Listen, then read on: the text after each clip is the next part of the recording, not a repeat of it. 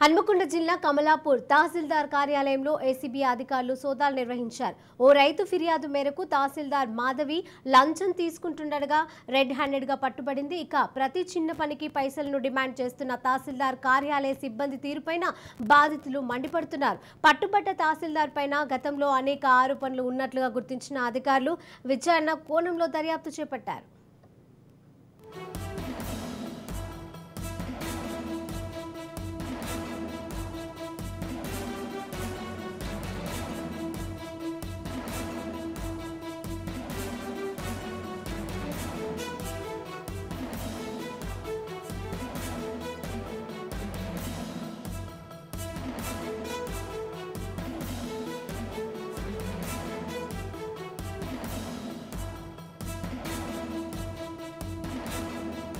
హనుమకొండ జిల్లా కమలాపూర్ తహసీల్దార్ కార్యాలయంలో ఏసీబీ అధికారులు సోదాలు నిర్వహించారు.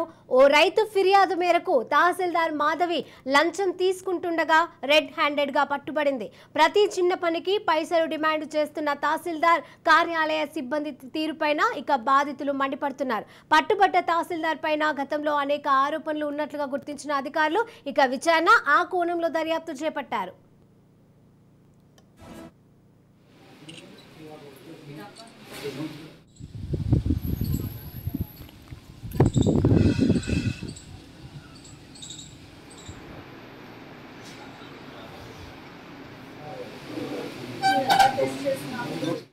ఆఫీసులో జరిగిన ట్రాప్ వివరాలు ఏంటంటే తేదీ 9/5/2024 రోజు కన్నూరు గ్రామానికి చెందిన కాసరపోయిన గోపాల్ తన తండ్రి గారైనటువంటి రాజయ్య 3 ఎకరాల 2 గుంటల గిఫ్ట్ డీడ్ అతనికి చేయుటకు గాను మీ సేవలో అప్లై చేసి 10th రోజు స్లాట్ బుక్ చేసుకున్నాడు. 10th రోజు వాళ్ళ ఫ్యామిలీ మెంబర్ అందరూ కూడి తహసీల్ ఆఫీస్కు రావడం జరిగింది. వచ్చిన తర్వాత ఆమె ఏం చేసిందంటే ఫైల్ చూడకుండానే పక్కకు పెట్టి తర్వాత రాపోని పంపించేసింది.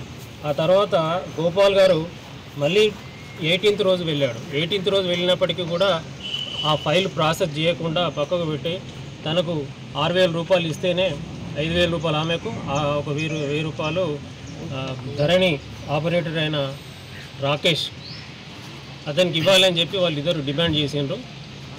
వారు డిమాండ్ చేసిన డబ్బులు ఇవ్వడం ఇష్టం లేకుండా గోపాలు హన్మకొండలో ఉన్న మా ఏసీబీ ఆఫీస్కి వచ్చి మాకు కంప్లైంట్ ఇవ్వడం జరిగింది. ఆయన ఇచ్చిన కంప్లైంట్ మేరకు ఈరోజు వారు డిమాండ్ చేసిన విధంగా ఎంఆర్ఓ మాధవి గారికి 5,000, 4,000 తర్వాత ఒక 1,000 రూపాయలు ధరణి అసిస్టెంట్ అయిన రాకేష్కి 1,000 రూపాయలు మొత్తం 5,000 రూపాయలు రాకేష్ తీసుకుంటుండగా మేము రెడ్ హ్యాండెడ్గా పట్టుకోవడం జరిగింది.